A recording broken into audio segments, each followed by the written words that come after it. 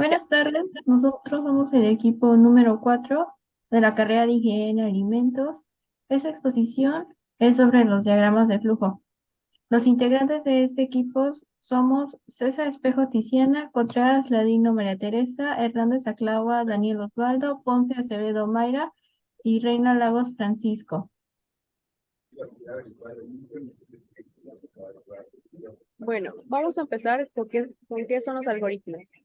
Se llama algoritmo a un conjunto ordenado y estructurado de instrucciones, pasos lógicos o reglas predefinidas, finitas y jerarquizadas, cuyos pasos sucesivos permiten llevar a cabo una tarea o resolver un problema. Los algoritmos son esquemas de pensamiento muy utilizados en la vida cotidiana. Algunos ejemplos son los manuales de usuario, paso por paso, o las guías operativas de software utilizadas en la programación y la computación como guías. Las características de los algoritmos. Estos pueden ser precisos, es decir, que tienen un objetivo y una sin ambigüedad.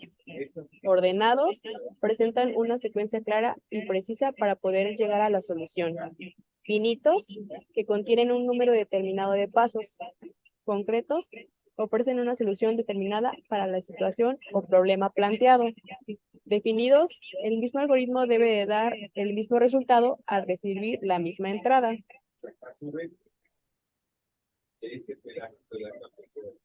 Tipos de algoritmos y ejemplos. Dentro de los tipos de algoritmos encontramos algoritmos de búsqueda, que localizan uno o varios elementos que presentan una serie de propiedades dentro de una estructura de datos. 2. Algoritmos de ordenamiento, que reorganizan los elementos de un listado según una relación de orden. 3. Programación dinámica, que es el método que reduce el tiempo de ejecución de un algoritmo al dividir problemas en subproblemas y almacenar su solución para que no haya que volver a calcularlos. 4. Algoritmos voraces, que son los algoritmos que adoptan la decisión más óptima en cada paso local con el objetivo de llegar a la mejor solución global. Y 5, algoritmos probabilísticos, que utilizan un cierto grado de azar para proporcionar un resultado. En el ejemplo realizado por un alumno, nosotros tomamos la situación de cuando vamos a ir a la escuela. Aquí podemos ver todo el proceso que llevamos a cabo en las mañanas antes de irnos a la escuela. Las observaciones que podemos hacer en este diagrama es que se ocupan rectángulos sencillos para representar el proceso. El inicio y el final ocupan la misma figura. Para las preguntas se ocupa el rombo, de las cuales deben de ser respondidas con sí y no, y estas respuestas deben de ser sencillas de entender. Y todas las flechas van guiadas hacia un cuadrito para poder representar el flujo del diagrama. Eh, el diagrama de flujo o flujograma de actividades es la representación gráfica de un algoritmo o un proceso, y estos son principalmente usados en lo que vendría siendo la programación, en economía y en procesos industriales.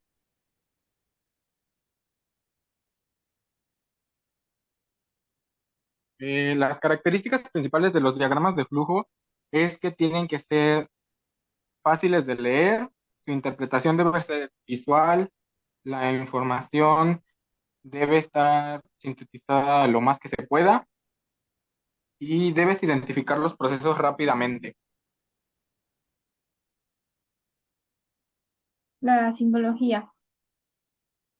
En cada diagrama de flujo se escoge simbología para poder representar cada proceso que se va a llevar a cabo en este. Por ejemplo, el terminal indica el inicio y el final del proceso del flujo. El de decisión, que se ocupa un rombo en el cual se va a hacer alguna pregunta y esta se va a responder con sí y no. Multidocumento se refiere al conjunto de documentos o un ejemplo de un expediente que agrupa distintos documentos.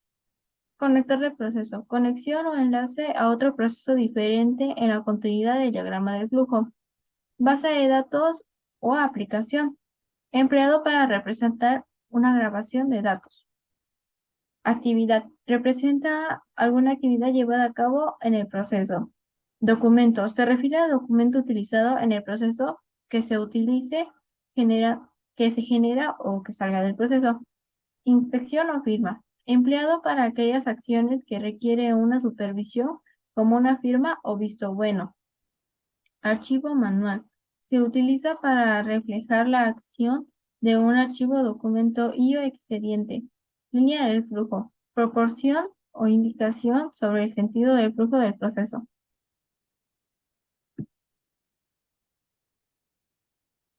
La primera estructura vendría siendo la estructura secuencial, que tal como su nombre lo dice, tiene una metodología que se basa a tener instrucciones que se van a ir realizando de forma secuencial, tal como lo dice el ejemplo. En este se inicializa el diagrama, declaras tus variables, que vendría siendo la base y la altura. Te pide la primera variable, que sería la base, la guarda. Te pide la segunda, que vendría siendo la altura, la guarda. Y después, mediante un proceso de impresión y usando la fórmula de base por altura sobre 2, se imprimiría el resultado de esta y finaliza el diagrama.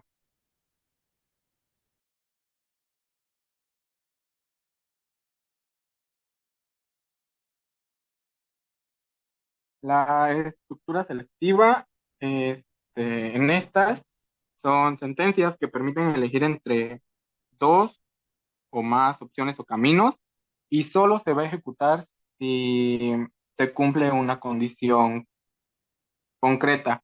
Como lo dice el ejemplo, se inicializa el diagrama, pide un valor numérico y se abre una comparación. En este, si tu nota o tu valor numérico es mayor a 8, lo guarda, estás aprobado y finaliza el diagrama. Si no, de igual manera finaliza, pero no cumples el rango que te piden.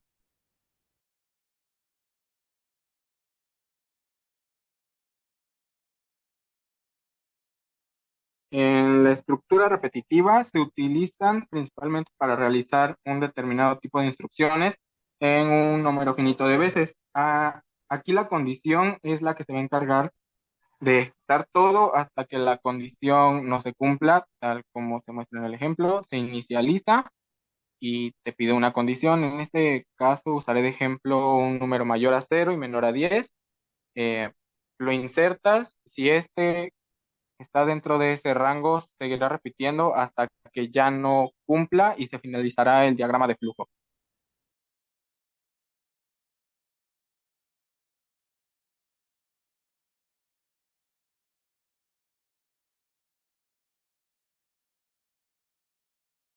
Los tipos de operadores son operadores aritméticos, relacionales y lógicos.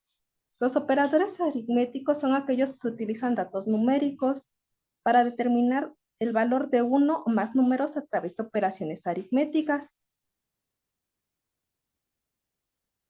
Los que están son los operadores relacionales sirven para comparar datos numéricos y pueden ser resultado verdadero o falso. En esto se encuentra el signo de igual, distinto, menor, mayor, menor o igual, mayor o igual y elemento de. En este su jerarquía es todos por la misma proporción, no hay una jerarquía en específico. Los operadores lógicos son los que utilizan valores booleanos. Los datos tienen que cumplir ciertas especificaciones para que los resultados puedan ser o verdadero o falso. Entre ellos se encuentra el de negación, conjunción, disyunción, condicional y disyunción exclusiva. En este también tienen la misma jerarquía, que es el signo de y, o no. Las tablas de verdad se encuentran divididas en 4, en la conjunción, disyunción, bicondicional y condicional. Como se lo dije anteriormente, tienen que cumplir ciertas especificaciones para poder definir si es verdadero o falso. Estas tablas nos ayudan para saber sus resultados.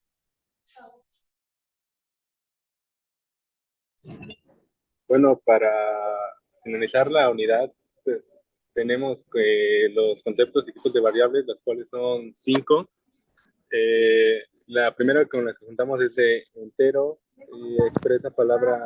se expresa por la palabra int, y esta guarda números enteros y positivos. Después tenemos, tenemos la flotante, que se manifiesta por la palabra long, la cual almacena números decimales que son llamados reales, y también puede ser positivos o negativos como el entero, pero esta vez con decimales. Tenemos carácter, que alberga letras y números. Está la de una cadena de caracteres que se puede partir o se pueden diferenciar entre corchetes, paréntesis y llaves. Finalmente tenemos lo que son los lógicos, los cuales pues son los que también se llaman boolean, y, y pues son or o and, y pues expresan valores lógicos como verdadero o falso. Ya finalmente tenemos lo de acumuladores y contadores. El concepto más sencillo de definir pues es contadores, porque es una secuencia en la cual una constante interviene y siempre va a ser la misma constante. Y este puede ser este inicia desde un valor inicial y puede ser pues valores hacia arriba o valores hacia abajo, depende de la constante, como bien podría ser en un microondas, el cual pues va reduciendo en constancia hacia abajo, o en un departamento de servicio al cliente en una empresa, en un boleto que tienes que ir, eh, que, que, tienes que esperar y va subiendo eh, poco a poco. Ya después tenemos el acumulador, que pues el acumulador es una versión ampliada del contador. Básicamente la única diferencia que tiene, porque pues tiene las mismas características, que es que aumenta o sube, pero pues no es necesario que sea constante, puede ser una variable que vaya alternando, pues positivos o negativos, como una cuenta de ahorro en un banco. Y pues eso sería todo.